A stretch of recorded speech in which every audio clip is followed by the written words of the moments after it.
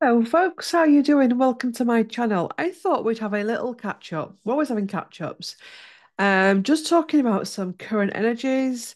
Talking about Mercury retrograde. Talking about some little insights I've been having in relation to where we are on the healing and ascension path. Um, I think we're about halfway through. Let's have a look at the old diary here. Shall we have a look at the diary? In fact, you don't need to look at the diary. We're about halfway through Mercury retrograde, I'd say. Um, and Mercury retrograde can be a real time of frustration, cancellations, lack of communication, all that kind of stuff. You can Google it. And it can be really triggering. But it can also be one of our biggest, greatest teachers. It really can. It can be one of our biggest, greatest teachers. One of the analogies I was shown this morning from my guides was, in fact, they said to me first, and this is the cliche, and we hear a lot of this, don't we, in the spiritual community. Allow it to play out. Allow yourself to feel and allow it to play out. And I was like, I don't want to feel. I don't want to allow it to play out. I want control over this situation. Thank you very much, spirit. And they said, this is what the problem is with you humans, me included. You're still trying not to feel in the body. You're still trying to get out of the body, and you're still trying to control the narrative. And you're still stuck to the not the agenda. Agenda, you're still stuck to the outcome. You wanted to control the outcome. What if there's a cancellation? What if there's a delay, etc.? And I was like, okay. And they said, just allow it. Be at peace with delays. Be at peace with setbacks.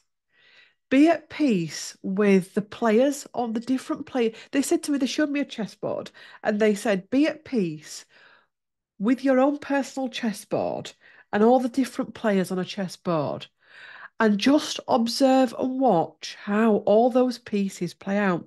Now, those pieces could be situations and things and plans and all that kind of stuff. Some of it may be a bit of global stuff, maybe a bit of local stuff, family stuff, whatever it is. Some of those pieces are actual human beings in your life. And rather than trying to control the pieces, or get your hand off, I'm moving that, is to allow people to move their pieces and do what they want with the pieces without getting stuck to the narrative, if that makes sense. And feel into what your body is experiencing. Ooh, I feel a bit pissed off at that, what they've just said. Feel it. I don't like what they're doing. And observe it and watch yourself when you're looking at people with their own lives, especially you that have got children. And maybe you've got teenagers or adults and they're doing this, they're doing that, or they're doing this with the children. They should be doing that with their children. Or why are they speaking to me like that? Why have they done that? And what my guide says, what the big chief says, when we can be at peace with all the different pieces on the chessboard, doing what the pieces on the chessboard need to be and need to do, it changes the game forever. When we can be at peace with, God, I feel a bit anxious today, and not try to stop it, not try to understand it, not try to make sense of it, which then causes more anxiety. Put your hand up if you've ever Googled your symptoms. I Google it all the time. What happens when you Google your symptoms? You get everything. No matter what you Google, you can actually look at all list of symptoms and have everything. I've done it. Um, right from a blocked eardrum to bum cancer. Honestly, you can. Um, you wake up and you feel sick. I feel sick today. Don't want to feel sick. What am I going to do? What if I'm sick on the bus? What if I'm la la la la la la la la la la and it gets out of control? You wake up and you feel pissed off at the world. I feel pissed off at the world today. The minute you allow your body to feel, because don't forget, pre-ascension, some people call it the ascension, some people call it healing, some people call it awakening. I call it all of it at different times. Enlightening. we numbed down, we medicated, we escaped ourselves with doom scrolling, computer games, over reading books can be. I've done that when I've had trauma. There was a film, I can't remember what it was called, apologies, where his wife died in 9/11 and he used to wear earphones. He used to sit and rock. He couldn't stand I can't remember what it was called. Was it Adam Sandler? I don't know. It was when Claire watched movies. Um, I used to do that with books. I used to use book as a trauma escape. If I was on the bus and having to drive past certain areas, I'd rather be looking at a book. And now I want to read a book on the bus or on the train because I want to read a book on the bus or the train. I'm not doing it to escape. We used to work out really hard, or we drink heavy, or take whatever else, or partake in reckless behavior, eat crazy foods, all of it. We've done it all.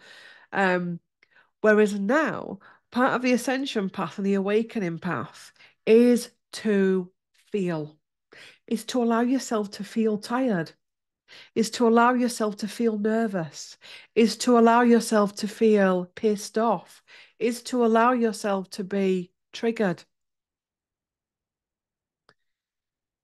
Because that's how we move energies through the body is by feeling. That's how we move energies through the body by feeling. When we go, need to push this anxiety down, it stays there and it becomes a brick. Imagine it being a brick. So that's one brick we've got in the consciousness or the body, whatever you want to call it. And then we feel stressed at work. I'm going to push that down because I'm not allowed to feel stressed. Going to put my smile on, put my uniform on, that kind of thing. God, I've just been cheated on. I've got to put that brick down. And then we suppress and we suppress and we suppress. And then we start to come on grid again, and all those feelings have got to come up through the body. And part of the awakening ascension is allowing ourselves to feel the good, the bad, and the ugly. It's being the observer. It's also allowing ourselves to feel, but it's also being the observer of ourselves and watching how we go through certain things, how we navigate certain things. Yeah, I went into an old pattern there, didn't I? I went very combative. I didn't have to speak my truth and threaten somebody. And oh yeah, I did what I usually do there. I went quite submissive and I just backed and I didn't speak my truth and I let them walk over me. Okay, yeah, that old pattern came. And be at peace with it. Be at peace with the time that you lose your shit and become combative. Be at peace with the times that you go like a little mouse and you step back and you allow them to just railroad over you. Don't go, why are you doing that again? You're meant to be healing, you're meant to be awakening and ascending because it's all part of it. So when we come into Mercury retrograde, we're going to get a lot of that. We're going to get a lot of that plus. And when we go into why have they done that again? Why is this happening again? I had planned this. I'd wanted to go to this restaurant, and Barbara has Barbara again, honestly. She's changed her mind and she's done and everything and she's ruined everything. Just go, okay, then fair enough. Allow and observe what's happening as well, because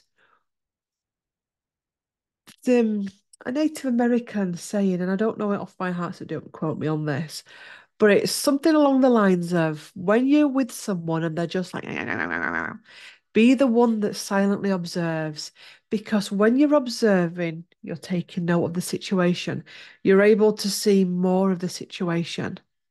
But when you're in the mix of it, having to give your old piece, you miss the opportunity. But also as well, when these opportunities in our life come up, like having a cup of tea, nettle tea, whoever it was that recommended nettle tea, can you recommend something for a stutter? Whoever it was that recommended stuff for nettle tea, um, you have been a lifesaver, honestly, lifesaver. So when we allow things to go wrong, wrong in inverted commas, we're also allowing for a lot more to go right. Ooh, I wasn't expecting to say that. When we allow something to go wrong, we're also allowing for something else to go right. Oh, I like that. Um, and you're also allowing for a moment of deep healing, deep clarity, and deep level climbing or level jumping, if that makes sense. Observing yourself in each situation. I like that. I like that a lot. Um, yeah, that's freedom, that's liberation. And, when something goes wrong or doesn't work out quite right, looking at it as a teacher moment, looking at it like a way that the universe is trying to step in and help, step in and guide, step in and assist. But also, how can this moment also benefit me? Say if you're meant to meet your friend for coffee, Barbara, and you're meant to meet at 12 o'clock, and she texts you and says she can't meet you till 2, and you get really agitated because this always happens with Barbara, it does. In that moment, what can I do with those 2 hours? I could sleep longer in bed. I could get that washing done that needs. I could actually go sit in a coffee shop and read my book for 2 hours because I'm always banging on that I never get to time to read. I could actually meet another friend in that time as well. Then I can see two people.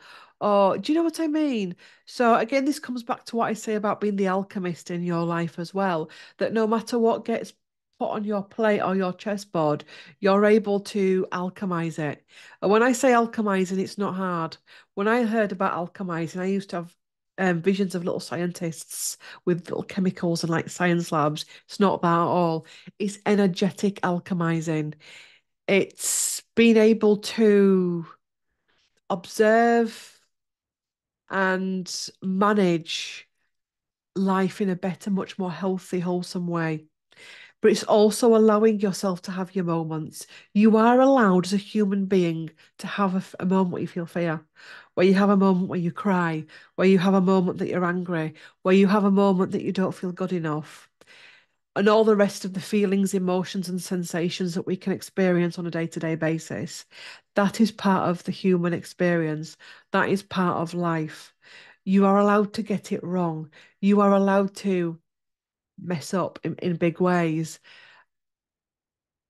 The differences between doing it now and in the past is now you're doing it. And now you can sit with that. Once you've come through it, you can sit with it. Why did I do that? Well, yeah, because that actually brought up that old wounding or that insecurity or that wound that for although I'm healing, it's still scabbed. And the scab was knocked off it and the pus came out. I hope no one's eating. Does that make sense? And I think Mercury retrograde can be a big um moment for that, and it can bring that to the table. So let's pull some cards for whenever I post this video, because I did say, didn't I, after the Ricker video, I'd leave it a couple of days to post the next video, but I'm having to pre-film. So I think I may post this on Saturday. I'll let because I know a lot of people. I mean, the feedback from that Rick video has been profound.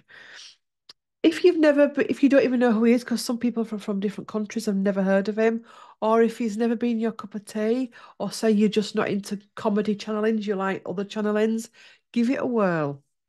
Because I think with the channelings, sometimes it's not just about the person we're channeling, but it's about the portal of that video. Because each channeling I do is a portal. It's about the teaching of that video, and it's about the wisdom that can help us all in different ways. Um, let's pull just a couple of cards for everyone that's watching. Regeneration, death, and rebirth. Regeneration, death, and rebirth. Lift the curse, forgive at the bottom of the deck. And the next one is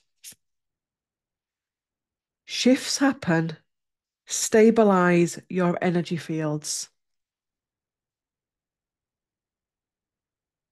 Stabilizing our energy fields. There is a lot in the world right now, a lot of angsty energy, a lot of conflict energy, a lot of drama energy. And it's interesting, it's upsetting as well, but it's also giving us great moments of healing, learning, awakening, and ascension. And it's needed at this time. It really is, even the good, the bad, and the ugly that we're witnessing.